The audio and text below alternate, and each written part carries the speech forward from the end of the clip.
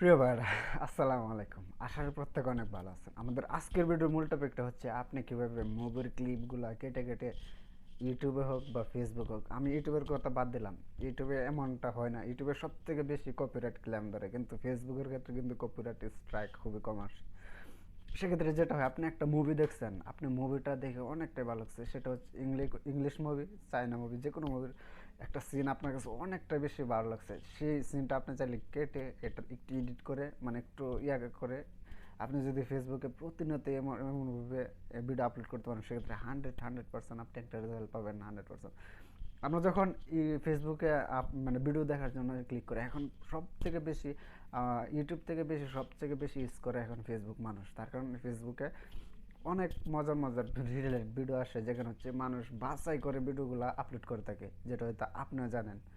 মানে আমার চাইতে আপনি সবথেকে বেশি জানেন। তার কারণ হচ্ছে, আমি যখন ফেসবুকে ঢুকি, সেক্ষেত্রে আমি ফেসবুক থেকে আসতে আমি চাই না, মানে বেরোতে আমি চাই না। তার কারণ ওইখানে সব থেকে বেশি এন্টারটেনমেন্ট ভিডিও সব থেকে বেশি পাওয়া যায়, যেখানে হচ্ছে আমাদেরকে ইন্সপায়ার করে থাকে, যে এই ভিডিওগুলো আমাদেরকে দেখতে আরও বেশি আকর্ষণ করে থাকে। সেক্ষেত্রে আপনি যেভাবে ভিডিওগুলো তৈরি করতে পারেন, আপনি একটা মুভি দেখছেন, আপনার কাছে মুভির এই সিনটা সবথেকে বেশি ভালো লাগছে,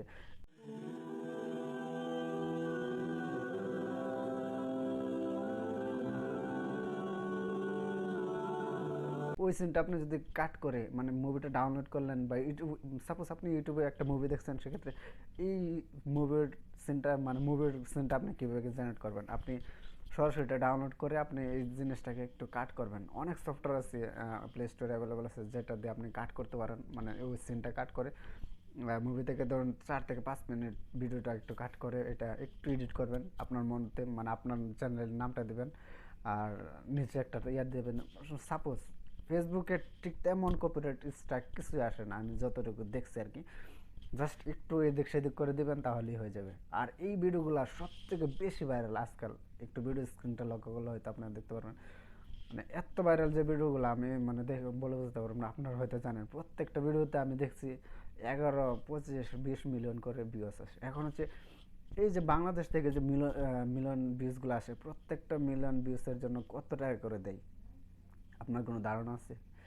এই মিলিয়ন ভিউসের জন্য অনেক অনেক ভালো পরিমাণের মানে টাকা তারা দিয়ে থাকে। আর এই চ্যানেলগুলো দেখবেন অনেক ফেক অ্যাকাউন্ট এভাবে ক্রিয়েট করে তারা, মানে ফেসবুক, শুধু ফেসবুকের জন্য আমি বলতেছি আর কি।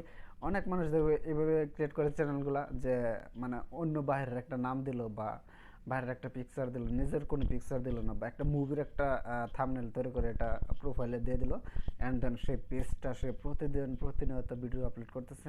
তার ফলে যেটা হয়, সে 2 থেকে 3 মাস পর ভালো একটা রেজাল্ট এখান থেকে দেখতে পাই, যেখানে তার ভিডিওতে 2 মিলিয়ন, 3 মিলিয়ন, 4 মিলিয়ন ভিউজ আসতে থাকে। আর সেটা দেখলে মানে যার চ্যানেল, সে দেখতে কিন্তু অনেকটাই মানে মানে ইন্সপায়ার হয়, যে ভিডিওগুলো আরও তৈরি করব, এভাবে তৈরি করলে হয়তো আমার চ্যানেলটা আরও র্যাঙ্কে যাবে, আর আমি আরও রেভিনিউ জেনারেট করতে পারবো। ঠিক তার ইয়াটা এমন থাকে। তো আপনিও চাইলে এভাবে আপনার পছন্দের ভিডিওগুলো আপনি ফেসবুকে আপলোড করে ভালো একটা পরিমাণ জেনারেট অর্জন করতে পারবেন আর কি। সো মূল বিষয় হচ্ছে কীভাবে কী করবেন।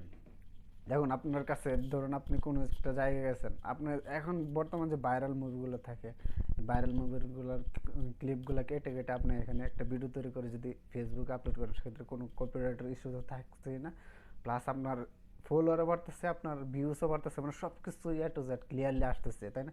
আর যেটা ইউটিউবে এমনটা পসিবল না, মানে ইউটিউবে এমন একটা প্ল্যাটফর্ম, যেখানে আমি দেখছি শুধুমাত্র একটু এদিক সেদিক হলে মানে কপিরাইট স্ট্রাইক মেরে দেয়, মানে একটু এদিক সেদিক। যেটা হচ্ছে ফেসবুকের ক্ষেত্রে এমনটা হয় না।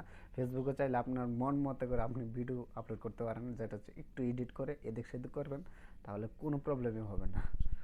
সো ভিডিওটা এই পর্যন্ত রাখি। সুস্থ থাকুন, ভালো থাকুন, আল্লাহ হাফেজ।